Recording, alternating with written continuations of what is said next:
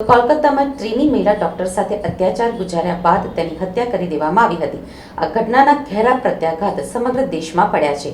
ત્યારે આજે સુરતની એબીવીપી વીર નર્મદ યુનિવર્સિટી દ્વારા વિરોધ પ્રદર્શન કરવામાં આવ્યું હતું।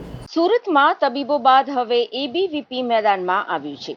વીર નર્મદ યુનિવર્સિટી ખાતે એબીવીપી દ્વારા દેખાવો કરવામાં આવ્યા હતા।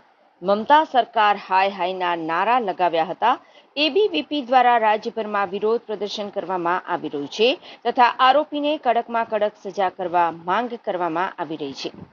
એબીવીપીના નેતાએ કહ્યું કે મમતા સરકારના રાજ્યમાં બંગાળમાં હાલ ભારે હિંસા ફેલાઈ રહી છે।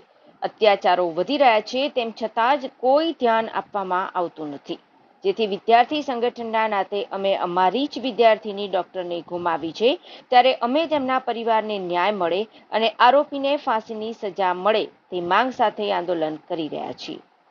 જે પ્રકારે કોલકાતામાં ઘટના બની છે કે ઓન ડ્યુટી જે ડૉક્ટર પર જે પ્રકારે રેપ ગુજારવામાં આવ્યો છે, તો વિદ્યાર્થી પરિષદ દ્વારા એક ન્યાયની માંગને લઈને અને આગામી સમયમાં આવી કોઈ ઘટના ન બને અને એક સફળ એક્ઝામ્પલ સરકાર દ્વારા પ્રસ્થાપિત કરવામાં આવે એવા હેતુથી વિદ્યાર્થી પરિષદ દ્વારા સમગ્ર ભારતમાં અને રાજ્યભરમાં દરેક જગ્યાએ વિરોધ પ્રદર્શનો અને ન્યાયની માંગ ચાલી રહી છે। શું માંગ કરી રહી છે સરકાર? વિદ્યાર્થી પરિષદ સરકાર પાસે એક માંગ કરી રહી છે કે જો આગામી સમયમાં જે પણ આ હેવાનો છે, જે પણ આ કેસમાં સંડોવાયેલા છે, અડધા નામો બહાર આવ્યા છે અને અડધા નામો જે નથી બહાર આવ્યા એમને તાત્કાલિકપણે ખુલ્લા પાડી બહાર લાવવામાં આવે અને ઝડપથી ઝડપ આ केसને फास्ट ट्रैक રીતે ચલાવી અને ફાંસીની સજા આપવામાં આવે।